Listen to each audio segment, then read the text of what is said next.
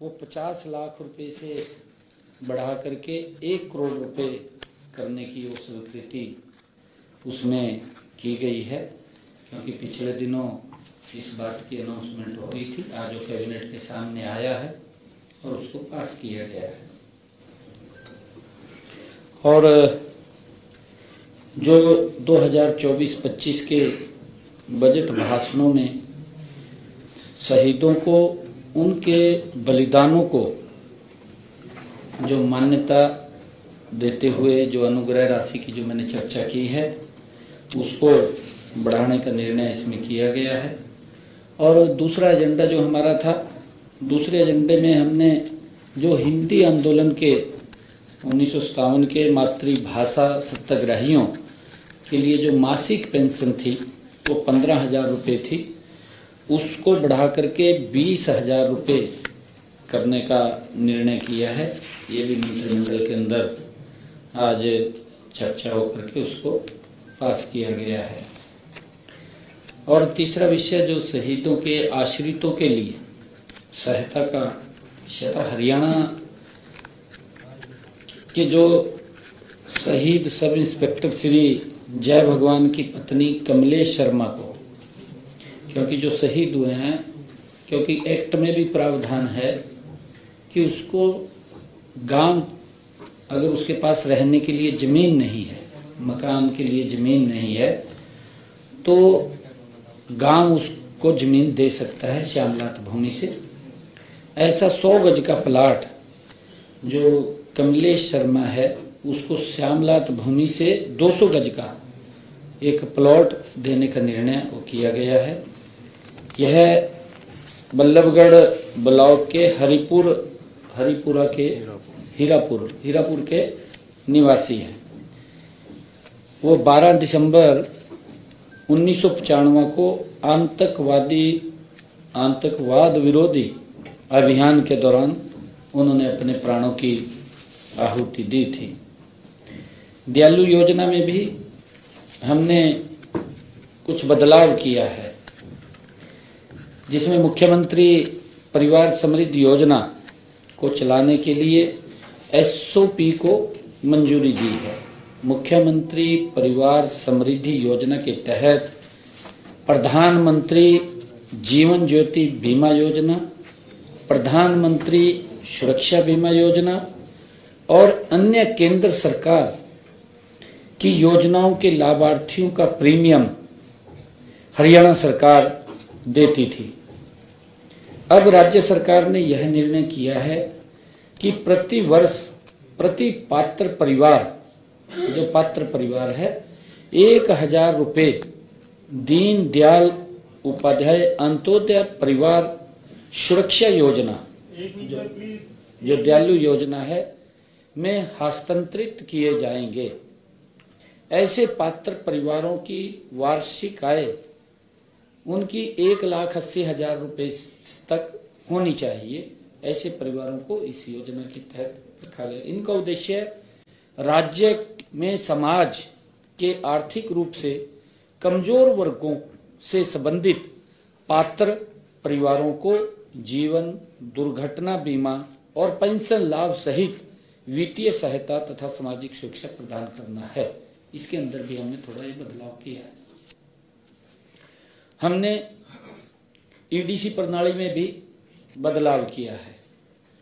जो बाह्य विकास शुल्क है ईडीसी की गणना के लिए इंडेक्स मैकेनिज्म के संशोधन को मंजूरी दी है।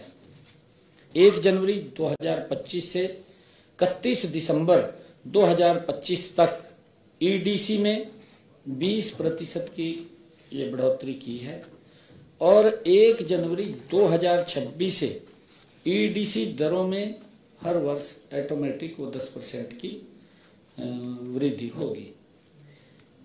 इंडेक्शन नीति वर्ष 2015 के लिए ईडीसी दरों पर आधारित थी और इनमें आज तक कोई वृद्धि नहीं की थी। पीछे वृद्धि काफी समय से नहीं, हर साल इसके अंदर वृद्धि होती थी। लगभग 5 साल इसको हुए, इसमें कोई वृद्धि नहीं, उसी आधार के ऊपर वो चल रहा था।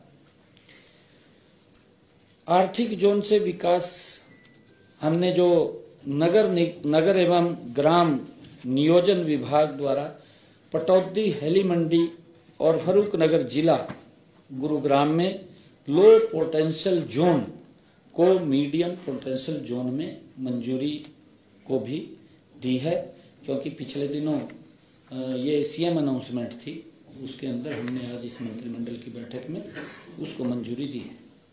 इससे हरियाणा सरकार लाइसेंस शुल्क और बाहरी विकास शुल्क, ईडीसी, रूपांतरण शुल्क आदि की दरों में डेवलपर से अधिक राजस्व प्राप्ति करने के सक्षम होंगी, जिससे उस क्षेत्र के विकास कार्यों को गति से बढ़ाया जाएगा। बैठक में एक हमारा जो विषय था कि बैठक में हरियाणा लॉजिस्टिक वेयर हाउस और रिटेल नीति 2019 के विस्तार को भी स्वीकृति प्रदान की गई है। और ये विस्तार तब तक किया गया जब तक हमारी नई पॉलिसी, जो पॉलिसी बन रही है, जब तक वो नई पॉलिसी बन करके नहीं आ जाती, जल्दी ही वो नई पॉलिसी आएगी। हमने उसको तब तक के लिए बढ़ाया है, शॉर्ट टर्म के लिए उसको बढ़ाया है। निजी क्षेत्रों के निवेश के साथ साथ लॉजिस्टिक, वेयर हाउसिंग और रिटेल क्षेत्रों में पीपी निवेश को ये आकर्षित करना है। पीपी मोड के ऊपर वो बनेंगे, ऐसा आज उसको स्वीकृति दी है। हरियाणा स्टाफ सिलेक्शन कमीशन, जो मंत्रिमंडल ने एक निर्णय ये किया है कि ग्रुप ए और ग्रुप बी की भर्ती के लिए आधार प्रमाणीकरण को मंजूरी दी है कि उसके लिए अगर कोई ग्रुप ए और ग्रुप बी के अंदर अप्लाई करता है तो हमने आधार को मैंडेटरी किया है कि उसका आधार कार्ड उसके अंदर लगना चाहिए। HPSC पोर्टल पर विभिन्न पदों के लिए पंजीकरण प्रक्रिया के दौरान आधार प्रमाणीकरण होगा, ये हमने अनिवार्य उसके अंदर किया है। इससे जो धोखाधड़ी करने वाले उम्मीदवारों पर अंकुश लगेगा। उम्मीदवारों के डेटा की सटीकता भी सुनिश्चित होगी। साथ ही भर्ती प्रक्रिया की विश्वसनीयता बढ़ेगी और प्रतियोगी परीक्षाओं में जनता का विश्वास और मजबूत होगा। हमने पंचकुला जो PMDA है, महानगर विकास प्राधिकरण अधिनियम 2021 में भी संशोधन को मंजूरी दी है। हरियाणा कैपिटल पेरीफेरी एक्ट 1957 का उल्लेख अब PMDA एक्ट में किया है। इसी प्रकार कालका नगर परिषद का उल्लेख किया गया है। पंचकुला महानगर विकास प्राधिकरण की स्थापना PMDA अधिनियम 2021 के तहत की गई है, जिसका उद्देश्य पंचकुला महानगर क्षेत्र में निरंतर, सतत और संतुलित विकास को बढ़ावा देना है। हमने मंत्रिमंडल की बैठक में यह भी निर्णय किया है कि मानव संसाधन प्रबंधन प्रणाली HRMS प्रशासन नीति 2024 के प्रारूप को भी मंजूरी दी है। कर्मचारियों से सेवा रिकॉर्ड को HRMS में शामिल किया गया है। कर्मचारियों के सर्विस संबंधी डेटा को बनाए रखने तथा उससे उनके हित में निर्णय लेने के लिए भी सभी जानकारियां एक ही जगह उपलब्ध होंगी। जो HRMS को हमने आज मंजूरी दी है, क्योंकि इस विभाग के पास ये डाटा तो था कि इतने कर्मचारी लगे हुए हैं, परंतु ये डाटा नहीं था कि जो रिटायर हो गए हैं, या वो डाटा उनके पास नहीं आता था।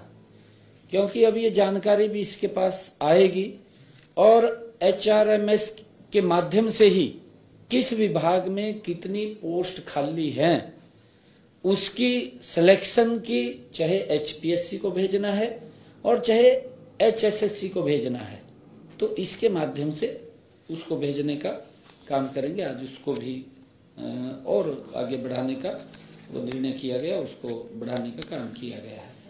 और हमने एक और मंत्रिमंडल में जो हमारे हरियाणा के अनुबंधित कर्मचारी थे, सेवा सुरक्षा अधिनियम 2024 में संशोधन करने की भी मंजूरी उसमें प्रदान की गई है।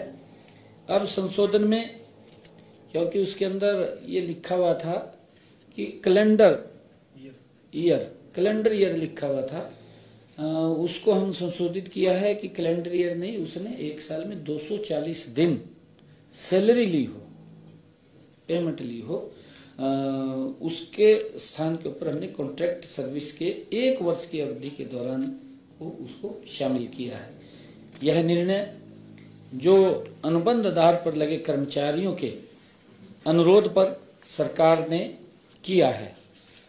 लगभग ये फैसले हमने लिए हैं और आज बैठक में पिछले 2 दिनों से हो रही बारिश व ओलावृष्टि को लेकर भी चर्चा की गई है, जिसमें फसलों के हुए नुकसान के संबंध में मंत्रिमंडल के सदस्यों ने चिंता व्यक्त की है। प्रारंभिक आंकलन में तोशाम, भवानीखेड़ा, लोहारू, फतेहाबाद, रतिया, भट्टूकला, नारनौंद, हांसी, महेंद्रगढ़, कनीना, हथीन, बावल क्षेत्रों में बारिश व ओलावृष्टि से फसलों को नुकसान की संभावना है। सभी उपायुक्तों को इस संबंध में जल्द से जल्द रिपोर्ट प्रस्तुत करने के निर्देश भी दिए गए हैं। नुकसान का आंकलन के लिए ई क्षतिपूर्ति पोर्टल खोला जाएगा। आज ये भी इसके ऊपर चर्चा हुई है और चर्चा होकर के जो पिछले दिनों बरसात हो रही थी उसको लेकर के भी पोर्टल की खोला जाएगा। आज के हमारे ये इतने विषय थे। आप सबका बहुत बहुत धन्यवाद।